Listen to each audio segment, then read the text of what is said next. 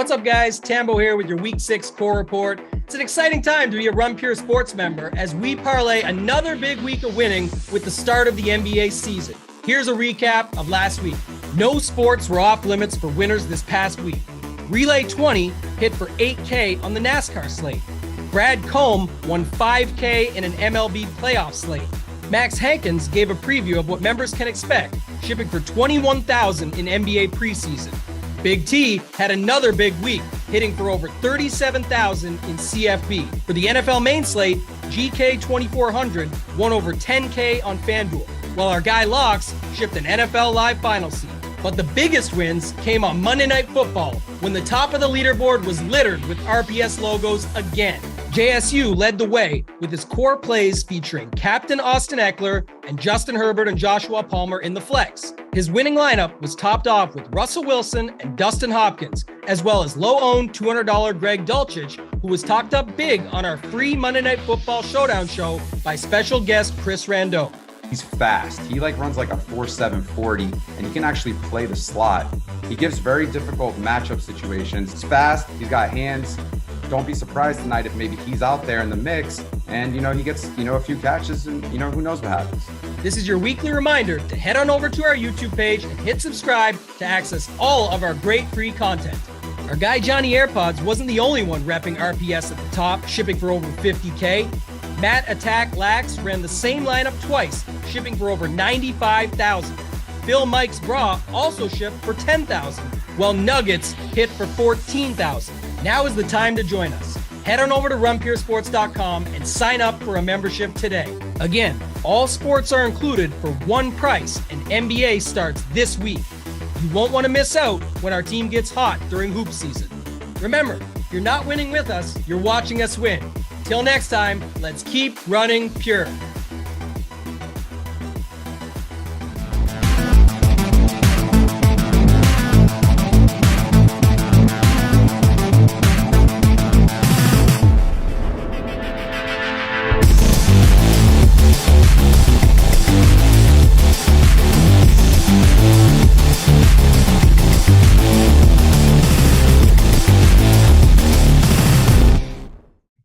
It's Friday. That's when we tape this thing. If you're watching on Saturday or Sunday, good morning, good afternoon, good night. It is the Cash Show. It's Holden, it's Hoop, it's Mangone. Yes. Big news going on in the NFL this week. It's not just this slate, gentleman.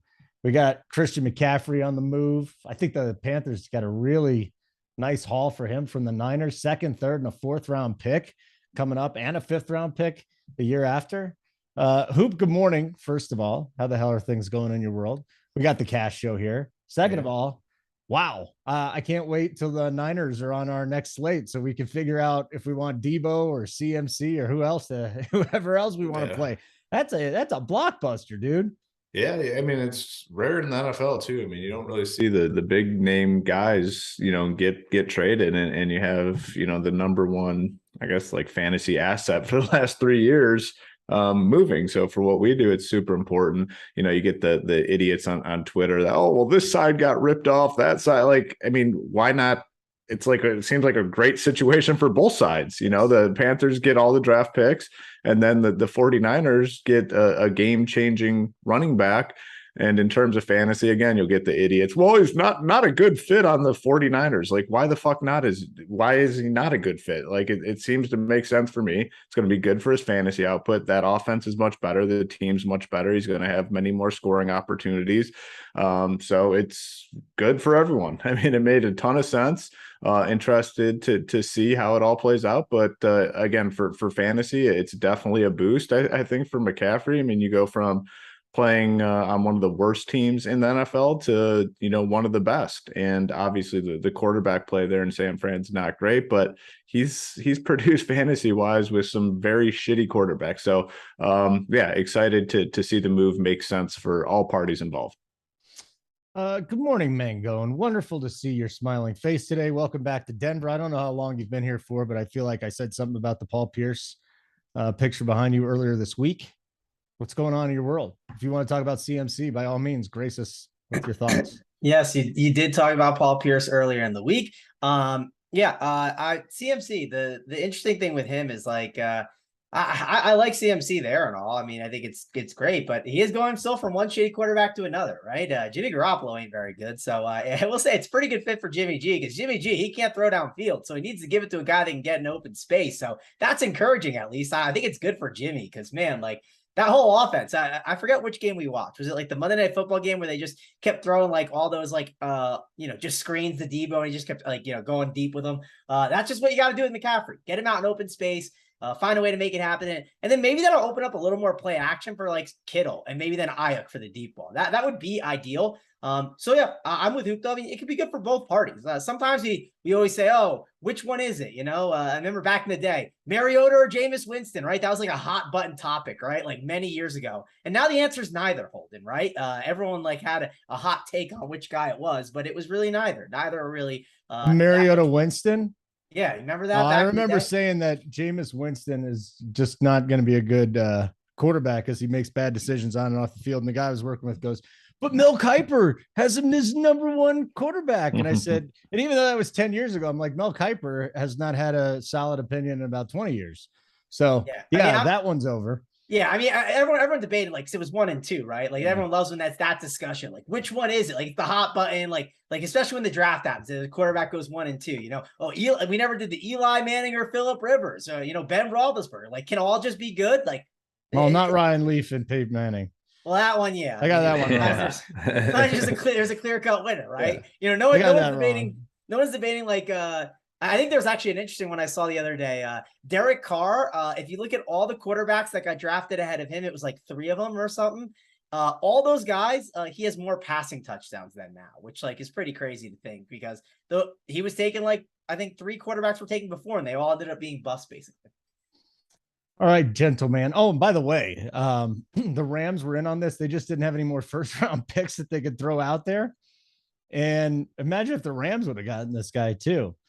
He probably would add more value because he would have been getting even more touches in LA, wouldn't he have, guys? He probably would have died because they don't have an offensive line. So that's the problem. He'd have died there too.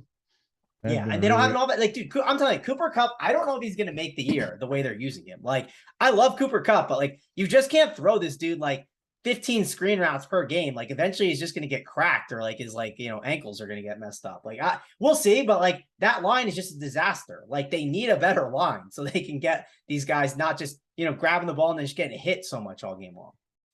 All right, guys, let's get into this slate. It's the cash show. We talk cash and cash only. Well, we might give a tournament thought here or there, but those of you that are playing cash, head-to-heads, double-ups, 50-50s, all this stuff, we're going to try and help you out here. So, Hoop, let's get into the quarterback slate. We'll start with that right now. Is this a week, where we do need to pay up, getting a Lamar Jackson, maybe a Joe Burrow against Atlanta? Even Dak is a little concerning for me. Or can we go back downstairs and look at guys like Geno Smith and Derek Carr and those of that ilk a little bit lower? Yeah, so I mean, the quarterback position I think has been pretty easy for cash games most weeks this season. This is the first week in a while where it's pretty wide open. I mean, there's no Josh Allen on the slate. The sites have mispriced him all season long, and no Jalen Hurts, and those have kind of been the 2 top guys that we've been relying on because of the price tags. Well, they're both off the slate. They're on bye this week, so that kind of forces you to make a decision at the quarterback position. And I think this might be probably the first week all season where I am coming back to quarterback last and just kind of playing who fits. And the guys that I think are in play, if we get some extreme value and you want safety, Lamar Jackson at 8K probably won't go there. But he's in the conversation just because I don't think there's a clear path at the position. Justin Herbert has not looked great. I mean, it has not been good since that rib injury. And Keenan Allen sounds like he's not going to play this week. I don't think I can really play Herbert until Keenan Allen comes back. I think he's in play for tournaments, but for cash games, I probably want Keenan back. Joe Burrow at 6'9" gets a really good matchup. He's been good fantasy wise. I mean, nice floor. We haven't seen him under 17 or 16 and a half fantasy points this season. Most weeks I'd say like, all right, we want more, but this week I think you can probably get by with just a high floor type play. Derek Carr at 5'9". Fine play, nothing I'm super excited about it. I probably prefer Geno Smith over him at 5'6". And then if you want to go super dumpster diving, Daniel Jones, 5.1K. I mean, he runs the ball a lot. And it's one of those situations, if he gets a rushing touchdown, he's going to pay off his price tag. So the pool at quarterback, and I don't feel great about it. And like I said, I'm going to kind of just come back and play whoever fits, is Lamar, probably Burrow, Geno, and I guess Daniel Jones, just because he's super cheap at 5.1K, can make a lot work. I think this is a week we're just looking for a floor at the position. So yeah, it's kind of where I'm at. Just there's no clear path. Like I said, it's going to be one of the last positions I fill out this week for cash games. Mangone, after listening to what Hoop said, maybe come back, circle around, fit the quarterback that fits. What's your thought on that? Are you looking at it that way? And who's in the pool at QB? Yeah, so I don't disagree with what Hoop's saying, where like quarterback is not a position I'm like dying to like jam in at first. But one of the points I think to make with quarterback is like you could really separate at this position this week, right? I mean, if you play like a Daniel Jones or a Geno Smith, one of these guys down here, and then you like grab like a Lamar Jackson, like, man, like you could definitely separate yourself a little bit. So one other thing to mention too is like the receiver position. What receivers are we dying to get up to? I mean, I like Jamar Chase. I think he's a really good play. I'm not saying he's a bad play, but like it's just not like above 7K. There's just not like a plethora of options that we're looking for, right? Holden, like if you look, Devontae Adams, 8-7. Devontae Adams at 8-7 is good. I think he's an awesome option, but I might already be going to Josh Jacobs. And I do think the Raiders could be having more of a leading script. And we saw it against the Chiefs. When they were leading, they weren't even passing to Adams as much. But I do just think there's not these like clear-cut, slam dunk wide receivers in like the 7K range and above that naturally I might just want to spend at quarterback because I might have the salary to do so. The other thing to mention is with the running back position, when it comes with quarterbacks, they did price up a bunch of these running backs. So maybe that does make it a little difficult where you will need some salary, but I'm trying to get up at this quarterback position. I'm trying to get to either Joe Burrow, Herbert, Mahomes, Lamar Jackson, or even Dak Prescott at 6-7. I don't mind him as well. So those are the quarterbacks I'd like to get to. If I can't get to them, then it gets really slim. It's like Derek Carr, I think he's in play. Geno Smith, don't mind him. And then I wasn't really considering Daniel Jones, but I think Hoop brought up some pretty good points to make me just consider him a little bit more because of his rushing floor. I typically like to have running quarterbacks. I think they should be in consideration almost any week. That's why I've talked about Marcus Mariota a lot of weeks. So overall, I do want to get up at quarterback if I can. Like I'm going to try to make it happen. If it's too much of a sacrifice at that running back and receiver spot, then I might not end up doing it. But I do think it's important to try to get up to that range. All right, that's the quarterback position. You get a shot, give us a like. We'd love that. Headed into the weekend. Good stuff. We'll get to running back now. And I just saw this from Kyle Shanahan. He says, I'm not sure if we're going to play McCaffrey against the Chiefs. He goes, it's still up in the air whether we're going to be able to get him here for Sunday or not.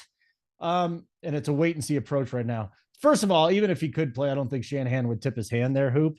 But second of all, CMC, probably not a cash play, just given we don't know what the workload would be anyways. He's at 8-4. So can you talk about the running back position? And listen, if we got news that Christian McCaffrey is going to play, but we didn't even know how much he was going to play, would he even be in the conversation in cash with all the question marks? No, I don't think I could go there. I mean, unless, we get some report where he is 100%, going to play his normal work, which we're not going to get. I just don't think there's any reason to play him in cash games or even in tournaments. I mean, there's going to be weeks now moving forward where I think we can get back to just jamming Christian McCaffrey, probably next week. I don't even know if they're playing on the main slate or whatever it may be, but there's going to be opportunities to play McCaffrey. This is not one of those weeks. Running back, I think, is probably the clearest spot for cash games this week. Josh Jacobs is a lock on DK at 6.5K. It's just a terrible price tag. Darren Waller is out for the Raiders. That's, one of the other assets there offensively. Jacobs has been probably the best running back in football the last couple of weeks. His workload is amazing. You're looking at the last 3 weeks, targets of 5, 6, and 5. That's been the one knock, that he's not active in the passing game. Now he is active in the passing game. He's getting all the rushing attempts. They're at home against Houston, favored by 7. Just couldn't be a better spot for a guy like Jacobs, and the price tag is phenomenal. After Jacobs, I think we have some other solid options. Like if you want to get up to Fournette, I'm good with that. He got back to the big workload the last couple weeks. 21 carries against Pittsburgh, 6 receptions, so 27 touches for him. Week before, 24 touches. They're favored by like 2 touchdowns here. I really like him at that 7.7K price tag. If you can get up there, he's not a must. Joe Mixon at 7K. I mean, we know the story with Joe. He's going to get all the work, but man, he's just not effective. At home, a touchdown favorite. He's got to do something at some point, right? I mean, come on. It's been rough though. But he's a guy that gets all the work. 7K at home, touchdown favorite. I think he is a strong option. I think you can make the case for even like Austin Eckler if you want to spend up, especially if Keenan Allen is out, which it sounds like he's going to be out. Like they just need to feed this guy. And 16 targets against Denver, 16 targets, like that's insane. Kind of has like the Christian McCaffrey role of old, where he's going to get 15 to 20 carries and then the upside for 10 receptions. So I think if you can make him work in cash games, very safe. Matchup against Seattle is really, really good. Another guy to pair with Jacobs if you want to come down a little bit, Kenneth Walker in that same game. Yes. Still only 5.8K. Really good price tag for him. 21 carries last game. 21 carries, 3 targets. He's been solid as a starter, and the price really hasn't budged all that much. So 5.8K for him, I think, is a good price tag. And I'll just be playing at least 2 of those guys in cash games. Jacobs is the lock, and then 1 to maybe 2 of those other guys I think is where you want to go. I'm not seeing much else out of that. So it's Jacobs and then some combination of Mixon, Fournette, Kenneth Walker, and then Austin Eckler, if you can find the money, I think is a very strong play as well.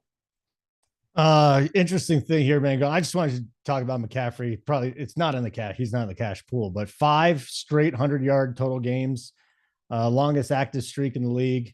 He was 40% of Carolina's offense. By the way, I mean, we can just target this Carolina offense from here on out. Whatever defense we're going to have is going to be 4K.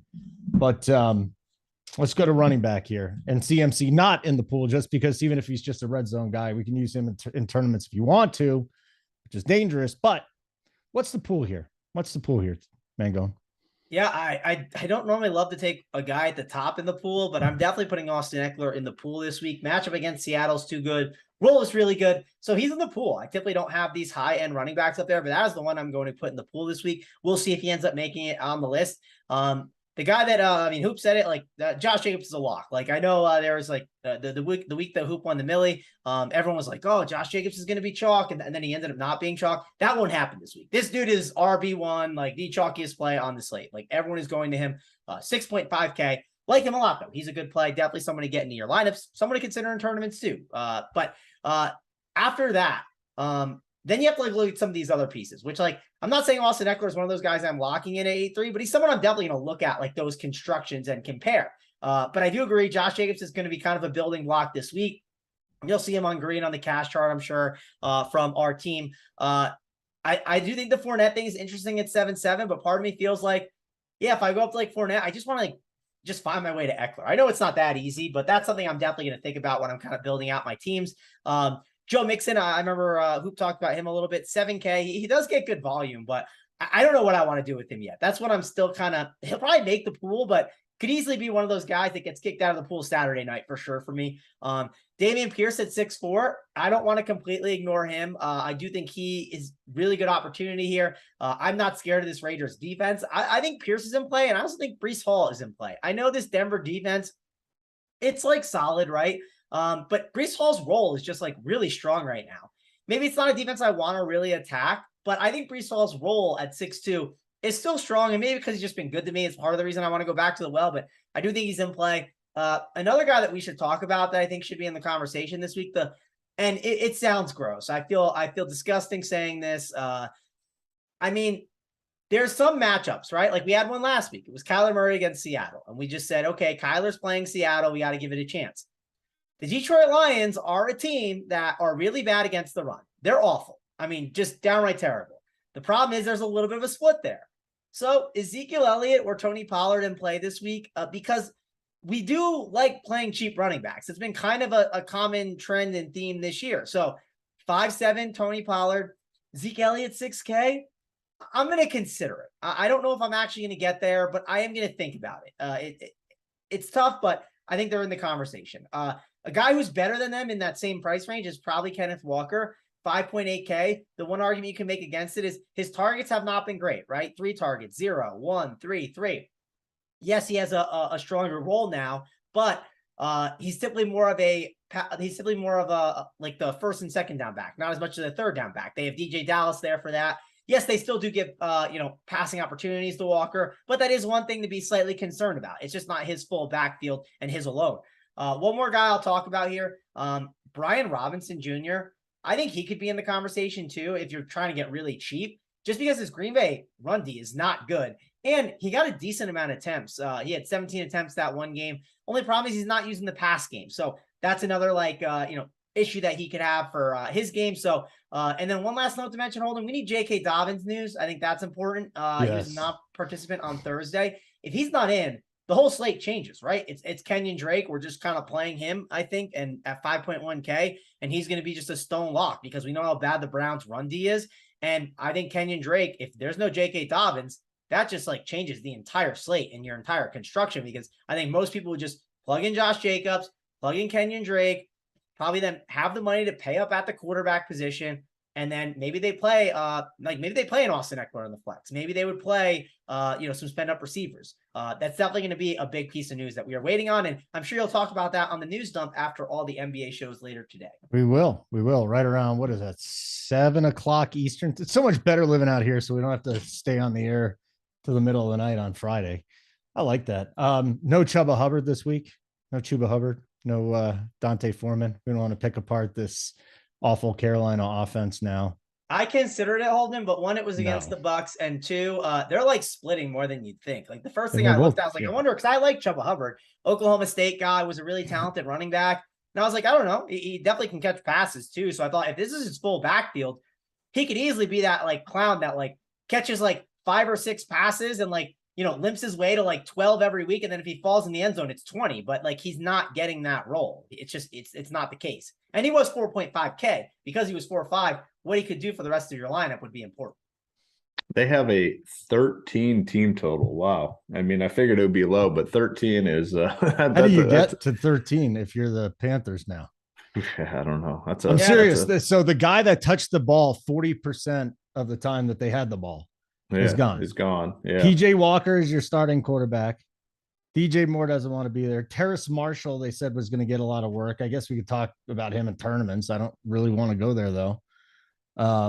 They are completely devoid of talent on the offensive side of the ball. Yeah. Name a worse offense right now. No, you can't. Cardinals. No, that's not that. I know. No, they actually have a playmaker on that team. You guys just know I hate Kyler, so I had to throw you know what? I'm coming over with you, buddy. He's so bad. Yeah, and it was because of Call of Duty, wasn't it, Mangone? I mean, yeah, he plays too much Call of Duty. You were onto it early, Mangone. You had the information. I told you, he plays too much Call of Duty. I mean, I told you last night. It was the campaign came out, Holden. He plays multiplayer. Wait for next week. He was good. Yeah, he was okay last night. He was good. He got into a fight with Kingsbury on the sideline, though, and I think that was cool. I appreciate his lips. He's showing some heart. At least he's out there showing some heart out there. If you read his lips, he's like, I want to go home and play Call of Duty. And Kingsbury's like, get the fuck out of here. You got to go play football, dude. We're on Thursday Night Football. So I did also enjoy Herb Street mentioning multiple times that he was either 5'10" or not tall. That was also kind of fun. Someone that has never hit the 6 foot mark or even the 5'11" mark. I don't care. I still think it's funny. And Kyler's really like 5'8", right? He's not 5'10". Yeah, he's a little guy. Yeah, he's like maybe 6 foot with his afro, maybe. A like button would be great. We'd appreciate that. And if you're watching this live or at any point in time on Friday, let me just let you know what's coming up today. So the cash show here, we got a UFC show. If you've already, if you're into UFC, comes up right after us, DC and Title. We'll have the bet side, talking touchdowns, spread, Tyler, Kurt. Then it is NBA rundown, spread, Tyler, AP. We got that. We got the Print Factory with the big boys, JSU, Tony, ODB, and Dunkel. That'll be at 3:00 Eastern time. At 4:45, the Hardwood Show. Hoop, you're going to be on that with AP and JT. We'll hand it off to me and Tony and JSU for the final countdown, get you up to lock. And then right after that, our latest 100K hitter, Tambo, with Crane and myself, the NFL news dump, which will probably get going around 5 after 7. And we'll make it a quick one. And we talk about all the injury reports. And we have that apply that to our DFS lineups. But that's a full schedule. That's a big boy schedule. Basically, it's usually all me on Friday, but other people decided to do shows today. There's nice. eight shows today is the schedule. Nice. And congrats to the winners last night too. Tambo, not known as the NBA guy, so he just he's had a ton of success, obviously, in PGA, NFL. He goes, you know what? I'm going to take NBA a little bit more serious this year. Third slate of the season, $100,000 win, and then our guy Locks gets it done too last night. I mean, just on fire. I mean, just Locks is just, man, very impressive. Very impressive work from the team. Congrats, Tambo. Congrats, Locks. Locks been a great addition to this team, no doubt. Let's go to wide receiver though. I want to kind of chop this up into 3 different sections here. Maybe the pay ups, the mid tier, and the low options. So Hoop. If we're talking pay ups, is this a route where we just go back to the mid-tier guys? Do we want to get one of these big guys in? Devontae's 8-7 against Houston. Jamar Chase is 8-2 against Atlanta on DK. Debo's still there. Do we want to pay up? Is there anybody in this range, 7K and above? I think it's viable this week. I mean, if I am paying up, I think it's just Devontae Adams. I'm going to find a way to get all the way up there at 8-7. I memean, it's a big price tag, but no Darren Waller. He's had 3 games of 22 or more, 2 30-point fantasy games. They'll be able to probably get it done however they want against the Texans. And I think it's a spot where they need to get the job done. I mean, they've probably been one of the more disappointing teams. I mean, people had high hopes for them coming into the season. This is like, you're not going to say must win week 7. They need to win this game. There's no doubt about it. Love Adams here at 8-7. So if I'm spending, I'd find a way just to get all the way up. I know Chase officially questionable. I assume he plays, but I think you can get, similar exposure to the Bengals at a much cheaper price tag in T. Higgins at 6'4". I mean, he didn't have the week that Chase did last week coming off the injury, but 9 targets still. The guy's a target monster. He's clearly the number 2 there. If I want a Bengals receiver, I'll just save all that money and go down to T. Higgins. So, long story short, in this upper range, it's just going to be Adams for cash games. Come down to this next tier. Solid options. I mean, starting with CD Lamb at 6'8", he gets Dak back. But I mean, he was super productive with what's his name? Drawing a blank here.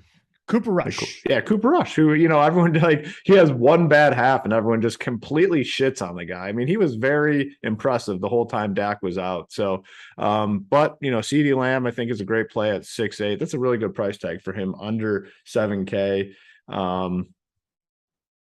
Chris Godwin, the price is still good for me, and he hasn't had the most success recently, but he's still getting peppered. I mean, 12 targets last week, 6 receptions, 95 yards. I mean, 5 more yards, and that score looks a hell of a lot better. Getting that $100 bonus. So interested in him at 6'3", and then we still have this Tyler Lockett thing where they just refuse to budge his price tag, and obviously they weren't going to budget this week coming off the stinker last week, but he didn't practice. So if he does play, I love him at 5'8". If he sits, Mr. Metcalf at 6'6" becomes a really good play. So this tier, I think, is pretty loaded up. The problem is at this wide receiver position is we're lacking cheap options. The one guy I think we can consider for cheap in cash games if we don't get anything else is Zay Jones. He's been productive this season. 5 catches, 42 yards last week. I mean, that's not great, but still, I mean, 9.2 fantasy points for a cheap wide receiver. That could, be enough for cash games. Just not seeing much else. I mean, there's, like I said, those 6-7 guys that I mentioned, kind of where we're at now. I guess you could potentially throw Sutton into that mix at 6'2", but it's been rough for the Broncos, man. So, yeah, it's a pretty narrow pool at wide receiver as it stands now. Things could change with injury if for some reason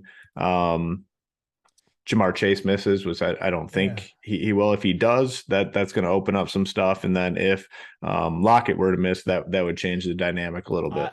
I'll say this: if he's still on the injury report, Lockett, I'm not playing him. I've seen it too many times with him. He's got these soft tissue lower body injuries, and he just doesn't pan out. And I think we saw that last week, and I think we'll see it again as well. So Tyler Lockett, the price is great. The injury has me off of him, at least for right now.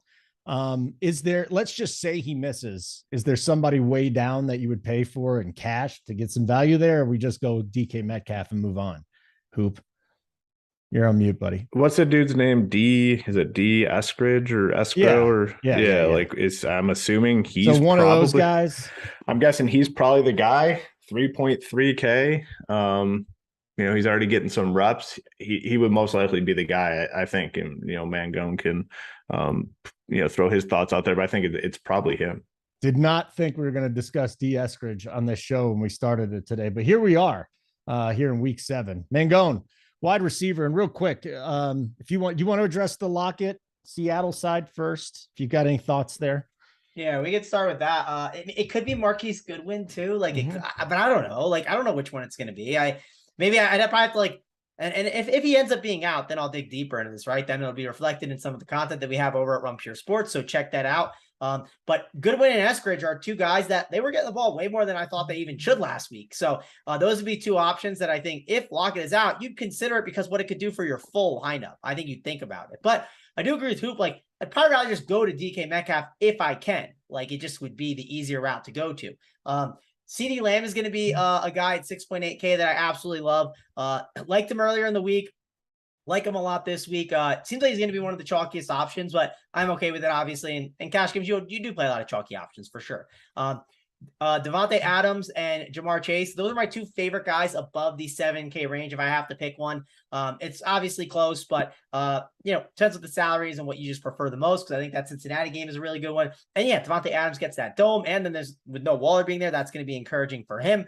Below Lamb, it's Metcalf, like we talked about. I think T. Higgins is a great way to get exposure to the Cincinnati offense without having to go all the way up to Jamar Chase. So that's a reason to play him. And then this 5K range has just a bunch of guys that are peppered in this range. I mean, one thing you mentioned, Holden, is there's not a lot of value at receiver, and you're 100% right. One of the reasons why there's no value is the DK algorithm. The way it seems like it's built is once you get above 5K, you just can't creep up above all these players, right? It just takes a while to get up there. So that's why there's so many guys in this range. Brandon Cooks in a script that he's going to be trailing against the Raiders. I think that's intriguing at 6K. Then you got Christian Kirk, I think at 5'9". I like his role in general. I don't think he's one that I'm going to completely ignore in cash games. Drake London's 5'4". I think it's a pretty good spot for him. This could be the breakout Drake London spot. I mean, if he's going to get Eli Apple all game, I mean, he's going to absolutely torch him. So let's not ignore Drake London. He's going to be someone that I definitely am considering even in cash games at 5.4K. I mean, if I told you 3 weeks ago he was 5'4", you would tell me I was wrong, Holden, because he was 6'2", and everyone was playing him every single week. And I don't know, could be a little bit of the flop flag spot. So like him a little bit there. But it's really just kind of trying to live in this range here. And one more thing to mention with the Elijah Moore stuff, because that could be interesting. Elijah Moore is not happy. They're going up against the Broncos. I mean, Corey Davis is 4'7", Garrett Wilson's 4'5", and there's talks of Denzel Mims sliding into the Elijah Moore role at 3K. I don't know which one of the Broncos, and everyone's worried about Surtain covering someone. It's not an ideal spot, but if you are going to have Denzel Mims running routes for 80% of the snaps somehow at 3K, it's something to at least think about. Because he is the X receiver. That there are definitely ways that he is going to be out there more than you'd expect. and you're not really playing a Denzel Mims, a D. Eskridge, or a Marquise Goodwin because you think they're very good, you know they have a lot of opportunity. And if they get you 3 DK points, which they could get you 3, they can get you 10, they get you 0, they could even get you 20, like we saw with like a guy like Matt Collins a couple weeks ago.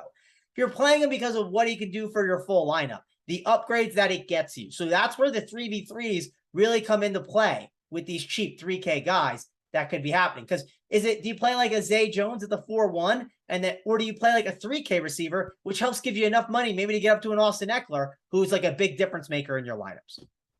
Yeah, a couple of options in the chat. Alec Pierce, who has what has he done here?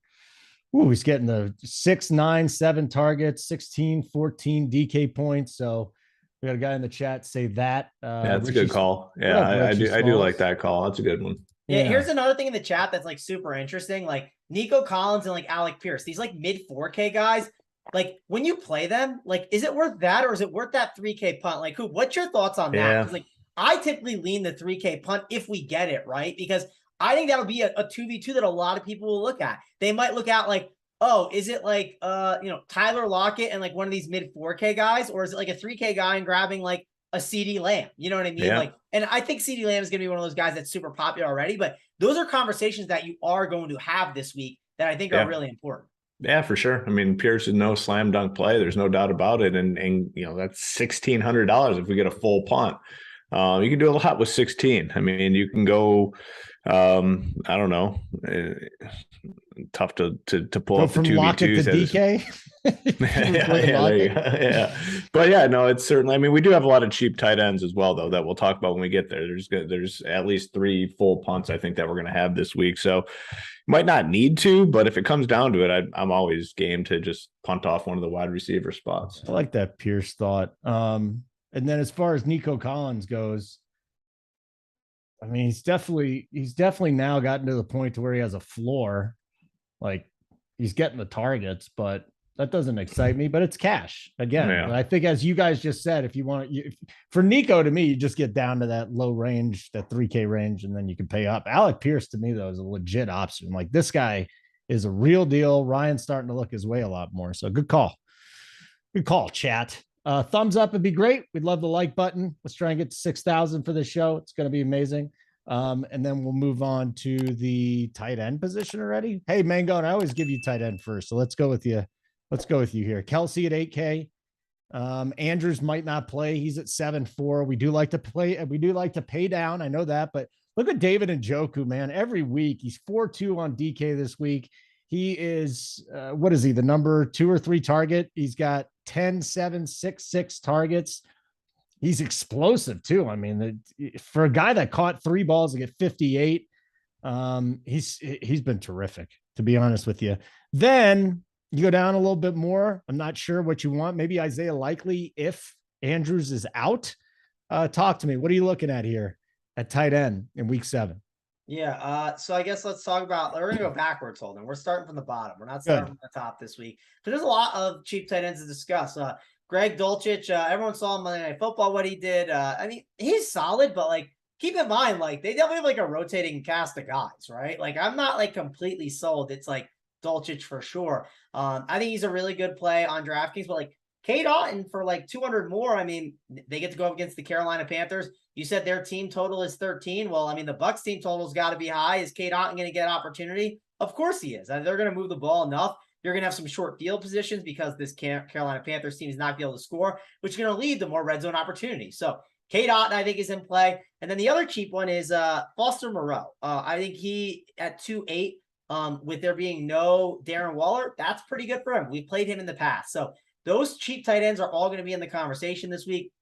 When you start getting a little higher up, the next range is like this, like 3K range. And like, yeah, Evan Ingram, who I think is in the conversation. I think Hayden Hurst is someone that I really like. And then Dalton Schultz against the Lions. We know how bad the Lions are against everyone defensively. And they have a good enough offense to move the ball where you think that game could interact a ton. And the game could end up being 31-28. And there's a lot of scoring. So Dalton Schultz definitely in the conversation. So yeah, there's a lot to like in the cheap range. When you kind of get higher up here, I know you mentioned Njoku. I love Njoku, but might not be the right spot in cash games this week. Probably more of a tournament play. Okay. Kyle Pitts against Cincinnati. He's only 4.3. People are going to be enticed by it, but I just don't think it's going to be a week to go there. I'd rather just go cheaper instead or keep going up. And when I get higher up, Mark Andrews, I know he's questionable. If he happens to be healthy and fine, I think it's interesting, but I just don't know if it's going to fit the construction this week. It's a good conversation point to have, though, because one thing about Mark Andrews and Travis Kelce, and I feel like we always have this conversation every year, and I feel like it happens like by kind of this point of the year. Like, we can play a wide receiver one in the tight end spot with Mark Andrews or Travis Kelce. And like, that allows you to get like another basically wide receiver one on your team, like in the tight end position. So it's interesting to consider. If Mark Andrews is healthy, I'll look at Mark Andrews' constructions. I might throw him out the window early, but I'm going to look at him and just see, okay, does this work? Does it not? Depending on some of the value we get. Because what if Mark Andrews is in and then we have no J.K. Dobbins? Well, Kenyon Drake is going to be a guy that helps give us more salary relief. And we might not need that 2.5K tight end or 2.5K tight end range as much. And it might be interesting. So depends what value opens up. Obviously, that's why paying attention to the news is important. Watching the news dump with Holden, Crane, and Tambo, it's definitely a good watch. So be sure to check that out to see all the news. But yeah, I think one last guy I'll mention in the conversation that I like a little bit, but I doubt I get there. And I like them early in the week. And I just want to mention him because I think if you landed on him in the last spot, I wouldn't hate it, is George Kittle. Just because when you watch this Niners offense, I don't like playing Kittle that much, but there's certain spots that I like to pick every year. And I go, George Kittle is going to be trailing the entire game. Against the Chiefs, he's going to be trailing a lot. Yes, they like to run the ball a bit, but this is a spot where if they're going to be trailing 14-0 early, which there's a chance it could be against a guy like Pat Mahomes, then Jimmy G just can't be handing the ball off. He's going to have to start throwing it. And when he starts throwing it, George Kittle can be involved. There is some risk to it. If it filled out your entire lineup and you landed on Kittle's last piece, wouldn't hate it, but I don't think it'll be the optimal route this week. Oop, we'll get your thoughts on tight end now. You often do like going down low. Dulcich is 2.5K. I always like going down low, Holden. You do. Well, we all do, don't. Well, Yeah. I don't know if Mangone does. We've never talked about it, but I know you and I are fans of that. Yeah. As far as Dulcich goes, and Mangone brought him up, I don't want any piece of that shitty offense. Guy breaks one of the biggest plays they have all year, and then they don't even bother with him in the second half. So I love the look, Mangone. I can't go to Dulcich right now. Just that whole game is a shit show. My God. So what do we got, Hoop? What do we got?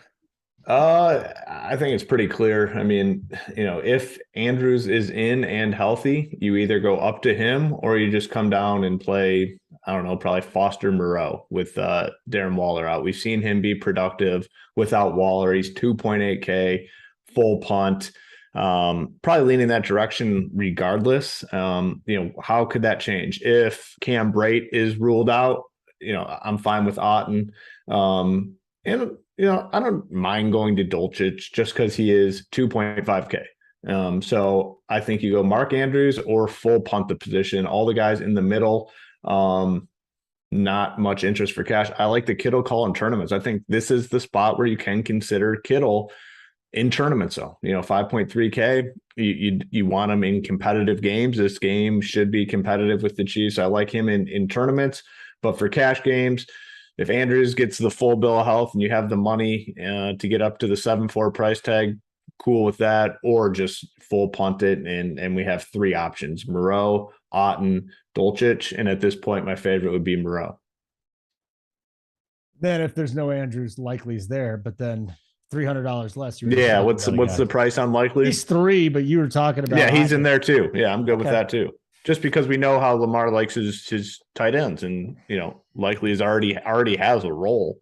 He's been somewhat productive for essentially a backup tight end. So yeah, he'd be in that mix as well. Yeah, I think he's fun. We could do defense, but whatever fits at this point, I guess is we've been doing this show for 3 years, so I think whatever fits is the way to go. Is there anybody? Yeah. Well, hold on a second. We were talking about the Panthers, right? Tampa Bay. What's the Bucks? Yeah, they're 3-9. I mean, you typically don't want to spend up, but I mean, there's probably no better of a spend up spot if you were going to do it. The Bucks, Jets are probably the cheap defense, 2.6K against Russell Wilson and the Broncos. I think that makes sense. But yeah, I mean, for cash, it's probably the Jets at this point. Yeah. Is that what it's looking like, Mango, and just the Jets defense? Yeah, I mean they're 2-6, so probably. Yeah. It's just I hate defense. It's I know you do.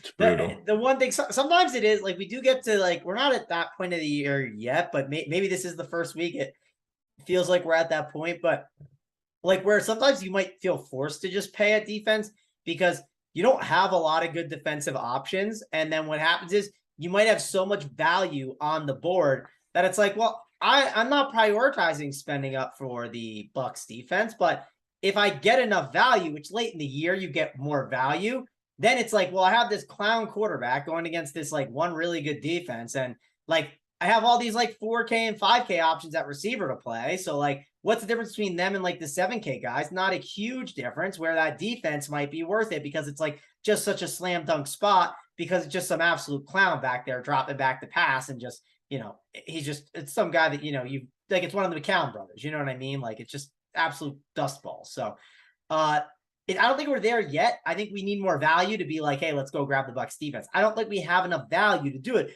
We do have the 2.5K tight ends at value, which is nice. We don't have enough wide receiver and running back value right now, or even quarterback value that I think we can just go up and grab a defense for free. If I had the opportunity to tell FanDuel to do one of two things, bring the kicker back and dump the defense, or keep the defense and kill the kicker still, what would you prefer, Mangone? Because I always thought kicker gave me a little edge. Oh, I actually studied it. I like the kicker, actually. I did a whole back at the old site where I did like, and I wish I had the info. I don't know where it is, but I'm sure I could find it on my email.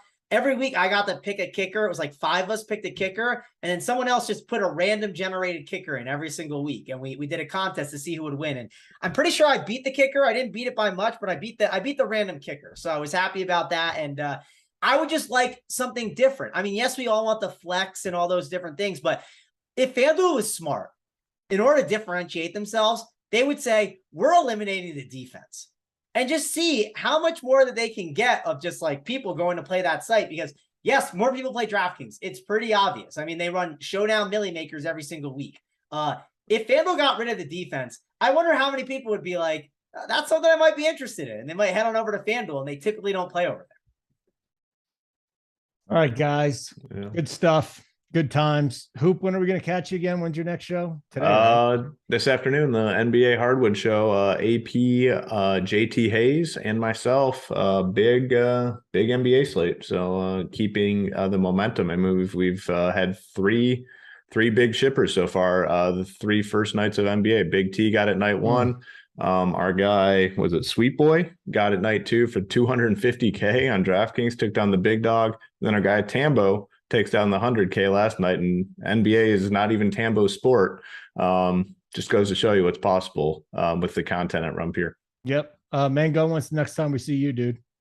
Yeah, no NBA shows for me, but I'll be doing my content. And I had a nice little sweat on the other day. So, check out the content that I got there. I absolutely love NBA too. It's one of my favorite sports for sure. It's probably my favorite DFS sport, I would say, just sweating wise. But next time you'll see me, Holden, I don't get Saturdays off like you. I'm not privileged like that. Saturday college football show. You'll see me with Dunkel, Big T. We haven't all been on a show in a little bit. So hopefully we reunited. I think Dunkel was at the Pumpkin Patch or the Rose Petal Garden last week. So happy to have him back on the college show. And then I'll be on Sunday night with Rubio, Megan, and Kurt. I'll be doing the Showdown show while we're closing stuff out. And who knows? Maybe we'll have another sweat and someone will be able to pop on. Maybe it'll be me, Rubio, Megan, or Kurt.